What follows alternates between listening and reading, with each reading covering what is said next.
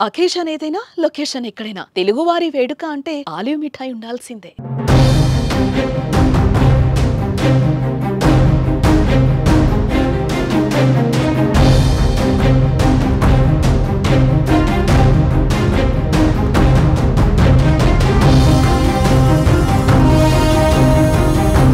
India కాల్పులాపిన Balochistan మాత్రం పాకిస్తాన్ అంతు చూస్తోంది. Balochistan liberation army చేస్తున్న దాడులతో పాక్ అట్టుడుకుతోంది. పాకిస్తాన్పై బాంబుల వర్షం కురిపిస్తోంది. 39 ప్రాంతాల్లో BLA భీకర కాల్పులు చేస్తోంది. పలు కీలక రహదారులను కూడా తిరుగుబాటుదారులు దిగ్బంధించారు. ఇప్పటికే క్వెటా నగరం స్వాధీనం చేసుకున్న బలూచిస్తాన్ మాంగోజర్ పట్టణాన్ని కూడా స్వాధీనం చేసుకున్నట్టు ప్రకటించింది. ముఖ్యంగా తమ ప్రాంతంలోని పాక్ జాతీయ జెండాను తొలగిస్తూ ప్రభుత్వ కార్యాలయాలు, భవనాలు, స్మారక చిహ్నాలపై తమ జెండాలను ఎగురవేస్తున్నారు. ఈ ఆపరేషన్ ఇంకా కొనసాగుతుందని, భవిష్యత్తులో పాకిస్తాన్ సైనిక కాన్వాయ్లే లక్ష్యంగా దాడులు కొనసాగిస్తామని BLA హెచ్చరించింది.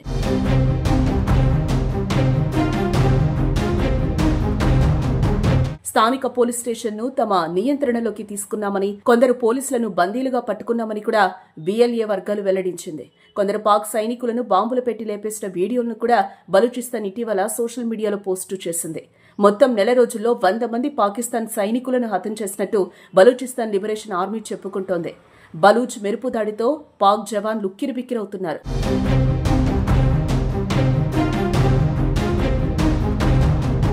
బలూచిస్తాన్ను స్వతంత్ర దేశంగా ప్రకటించాలంటూ బలూచ్ లిబరేషన్ ఆర్మీ పేరిట వేర్పాటువాదులు పాక్ సైనికులపై దాడులు చేస్తున్నారు.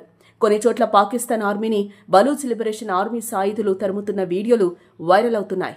అయితే బలూచిస్తాన్ ప్రకటనలపై, దాడుల వార్తలపై పాకిస్తాన్ ప్రభుత్వం నుంచి ఇప్పటి వరకు ఎటువంటి అధికారిక ప్రకటన వెలువడలేదు.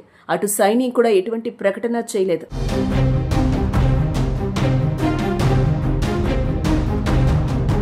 మరోవైపు పాకిస్తాన్ అంతు చూసేందుకు భారత్ సాయాన్ని కూడా బలూచిస్తాన్ కోరింది. తమకు ఇండియా సాయం చేస్తే బాగుంటుందని BLA నేతలు ఎక్స్ వేదికగా నేరుగా ప్రధాని మోదీకి ట్వీట్ చేశారు. ఎవరి సాయం తీసుకోకుండా బలూచ్ ప్రజలు పాక్లోని 46% భూమిని ఆధీనంలోకి తీసుకున్నట్టు వివరించారు. భారత్ తమకు సాయం చేస్తే మరిన్ని అద్భుతాలు చేసి చూపిస్తామని చెప్పారు. ముఖ్యంగా భారత రక్షణ బడ్జెట్లో 5%, ఆయుధాల్లో 2% ఇవ్వగలిగితే పాక్ అంతు చూస్తామని వివరించారు. తాము పుట్టిన గడ్డ కోసం పోరాడడం వల్ల గెలుస్తున్నామని, కానీ పాక్ సైన్యం ఉద్యోగం కోసం మాత్రమే తమతో పోరాడుతుందని, అందుకే ఓడిపోతుందని వెల్లడించారు. ఇలాంటి సమయంలో తమకు ఆయుధాలు, మిసైల్స్ ఇచ్చి సాయం చేస్తే పాకిస్తాన్కు చుక్కలు చూపిస్తామంటూ ట్విట్టర్ వేదికగా మోదీని కోరారు. దీనిపై ఇండియా స్పందించలేదు.